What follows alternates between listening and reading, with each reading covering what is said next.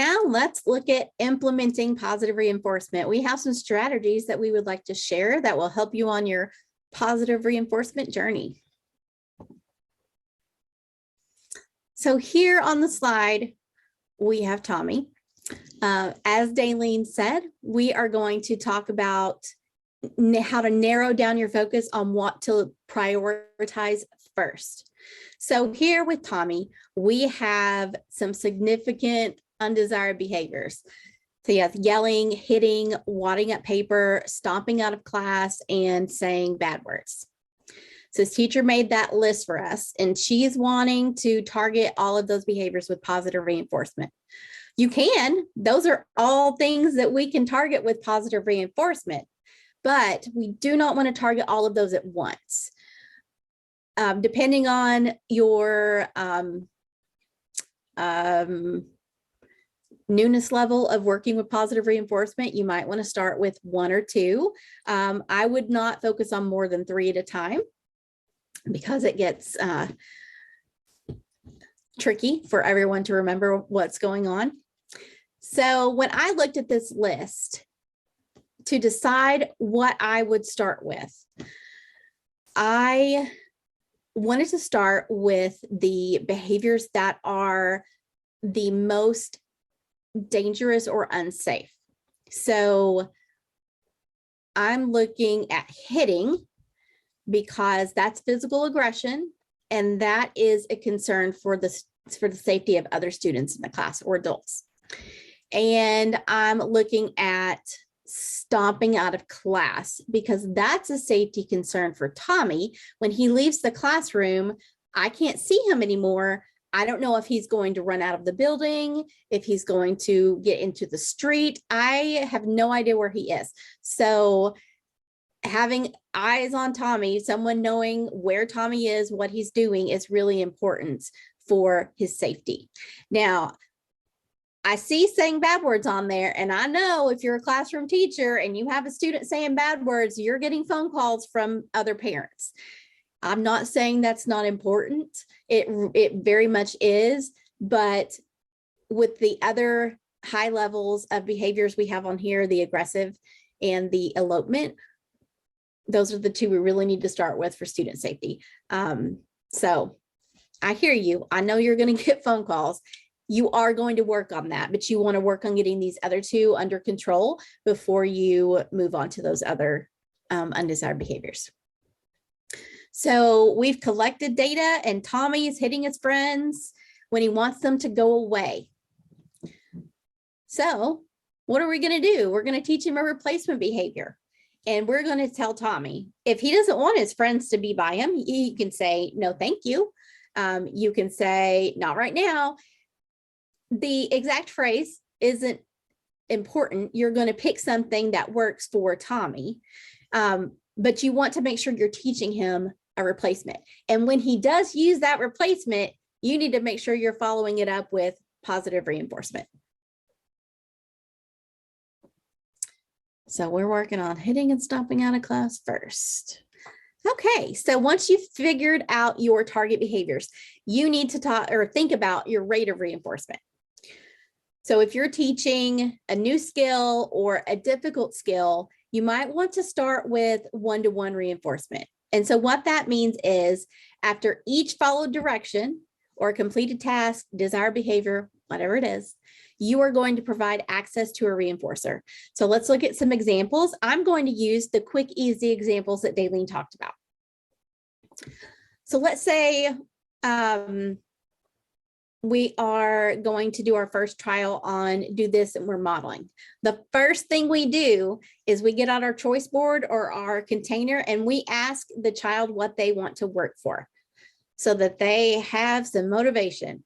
So they've picked out their item and then we say, do this, and they do it. So we give them their chosen reinforcer and they chose gummy bears.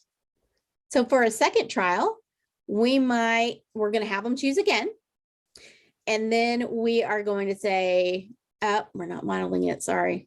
We're going to say touch nose, and they do it. And we're going to give them their reinforcer, gummy bears again. So for a third trial, we have them choose, And maybe this time he chooses a toy truck because he's had 4 gummy bears and he's tired of those. We all get tired of things, and that's okay. That's why we want to give choices. And we say point to number, or point to the number, or point to the 8. And they point to the number and they get their reinforcer. He got a dump truck. So as I said, this is great for your beginning steps. We don't want to stay here forever. You don't want to stay in one-to-one reinforcement for a long time. It takes a lot of time and energy out of your day. But also it's not good for students to stay in one-to-one reinforcement for a long time. You want to take as long as the student needs, but then you want to quickly move on to extending to add in more work tasks before they receive reinforcement. So they're going to be doing more work and they're going to be having less time with the reinforcer. And Daylene is going to talk about a strategy for extending the number of trials they're doing. All right, let's look at some additional strategies to support implementing positive reinforcement. So we have 4 different areas we want to look at. We're going to look at limiting access, being clear and concise, being timely with your reinforcement, and rotate. And we have mentioned several of these as we've gone through the training. So as Daylene's been doing, I'm just going to quickly recap these. So the first thing we want to look at is limiting access. Think about why some things in your life are special. I remember the first time I tried Ghirardelli dark chocolate salted caramel squares. I'd never had them before, and I thought they were the best thing that I'd ever tasted. I ate almost the entire bag in one day, sadly.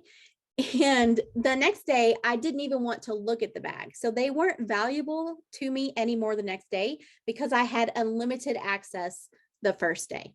So you want to make sure that things are limited so that they become more valuable. Another example could be Girl Scout cookies. You can only get Girl Scout cookies once a year. I have some Girl Scout cookies in my kitchen right now. And so they're really exciting because you can't get them any other time of year. So we want to make sure we're keeping those reinforcers special so that students will want to do their work for them. They have to be worth working for. And limiting access is one way to help make them special. Some pro tips. Use a storage system that works for you. You can use clear containers. You can use cabinet space, anything that you have in your classroom. The key is that you want to keep trying different things until you find what works for you. And sometimes your students will play a part in that. So I had a student who liked to climb. And when he entered my classroom, I had just been storing items on the top shelf of a cabinet. Well, he would find a way to climb up and grab things off of that cabinet. So while he was in my class, I had to store items in a different way. So make sure that you're thinking about those kind of possibilities too when you're planning for storage. You want to use guided access for technology. That was a life changer for me in the classroom. If a student chooses an iPad, you can go in, set up guided access, and when their time is up, it will basically turn the iPad off. I mean, it's still on, but it says this iPad is locked, whatever. Usually they'll just put it down and move on to something else because they can't do anything on it. So definitely check that out if you don't know how to do it. We have a video tutorial on our website under training videos and tutorials. You want to make sure that you are limiting time. It's important, like I said earlier, that students don't have free reign access to the item that they earned. Limiting that time will help make it more special. Like I said earlier, you want to consider those behaviors. When I had my climber, I had to store items in a different way than I had previously. And you want to make sure it's out of reach. If they can go get the item without you, they're not going to come to you. They're going to go get it themselves because that's easier for them. So now let's look at being clear and concise. So your tone, your facial expression, and your body posture says a lot. They all need to match the words that are coming out of your mouth. Most experts would agree that 70 to 93% of communication is nonverbal. So even if we look at the low end at 70%, that means that our tone of voice and our facial expression and our gestures and our posture, those are speaking way louder than our words. So make sure that all of those match the message that you're sending across, because that all of these matching helps it be clear to your students, and clear is kind. If you're saying one thing, but your face is saying something else, that's not clear. That's confusing. All right, so some pro tips. Contrast your voice. So you should sound pleasant and excited when you're giving praise. So, woohoo, you did it, way to go.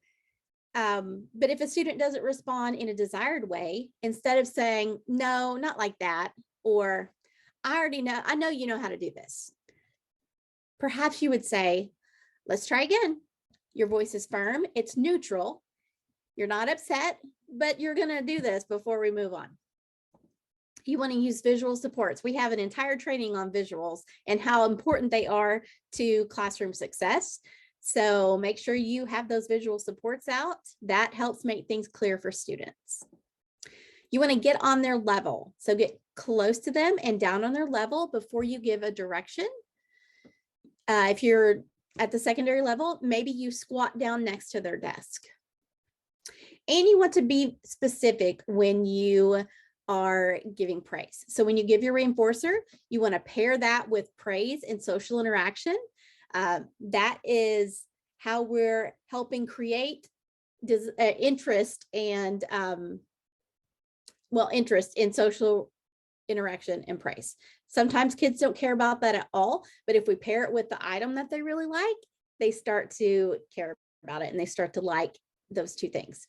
So when you're giving that specific praise, you want to be very specific. So instead of just saying, good job, great job, way to go, you want to tell them exactly what they did right. So I love that you pushed in your chair, here's a Skittle, or whatever the task is that they completed. So eventually our goal is we can fade out some of those Skittles and we can just say, I love how you walked in line down the hallway, high five. And they find that motivating. However, we do not want to fade out all reinforcers. Those are still important to the student. They're still important to you as the teacher. Reinforcers increase your value to the student. So you want to keep those going. We want to fade out to not giving them as often as we've talked about. We don't want to stay at one-on-one forever. We don't want to stay at 1 to 5 forever, but they are still important. So don't ever fade them totally out.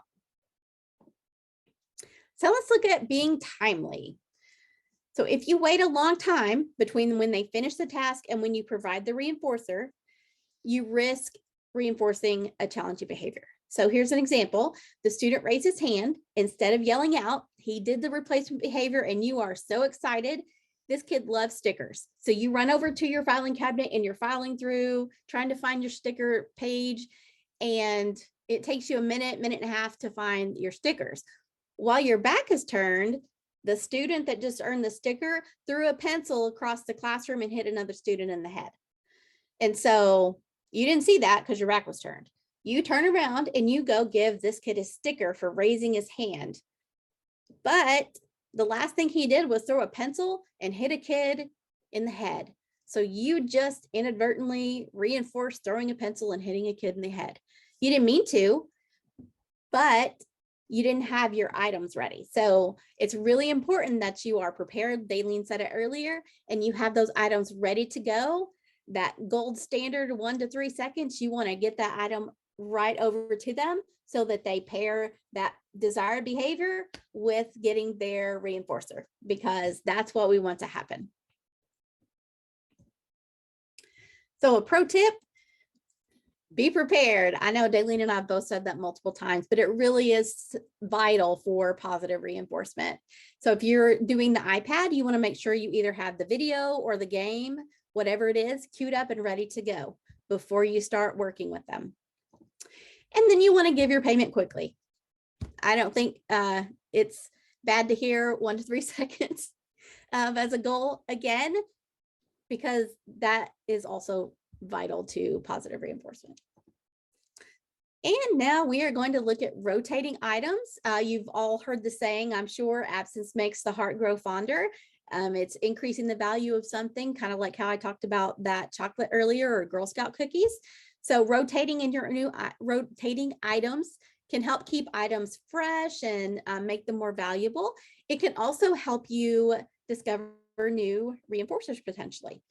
Not all kids will be able to do this. You'll have some kids that they'll only do work for the iPad or a dump truck. So if you have that student, we're not saying to rotate that item out. If it's possible for the student, it's a great idea to rotate. If you can't, you do what you can with what you have. Oh, I got ahead of myself. So here are some pro tips on rotating. You want to store your unused items so they're not accessible. You want to make sure that you're presenting new items multiple times, 3, 4, 5 times at least. Sometimes the first 4 times they will act like they don't even see it, but the 5th time they're like, oh, look at this. This is the coolest thing I've ever seen. So make sure that you're giving multiple opportunities. With some students, like I said, you may not be able to rotate that reinforcer, and that's okay. And you want to save those super powerful reinforcers for more difficult tasks. So if they really like the iPad and the rest of the stuff is just moderately motivating to them, you want to save that iPad for the most, like your target. So if it's toilet training, you want to save the iPad for toilet training. If it's doing math, say if it's a kid that is working on academics and they really like reading, so it's not a challenge for them behaviorally, and they hate math, they don't even want to go sit at the math table, you want to save the iPad for math time. So be strategic in how you're using their really powerful reinforcers. Okay, I'm going to finish up, but I had thought of one quick little thing that I do want to mention. We've mentioned edible reinforcers several times, and sometimes we'll talk to people who say, but I don't want to feed them all day. Like they don't want to use edible reinforcement. Just a quick note for why we suggest that, especially in the beginning. You're giving reinforcement quickly and frequently when you're teaching, for one, when you're building a relationship and building trust with a student, but when you're teaching a new reinforcement system. So you're giving reinforcement quickly, and an M&M or a Skittle or a gummy bear, those are things that are consumable. They go away, right, pretty quickly. Whereas if you have to get out the dump truck or the iPad, or let the student have time to draw because that's their reinforcer. If you have to do that each time, that takes up a lot more time than a quick edible reinforcer. So that's one reason why we suggest using edible reinforcers if it's reinforcing for your student. That's of course important, but it's because they're quick and consumable and they do go away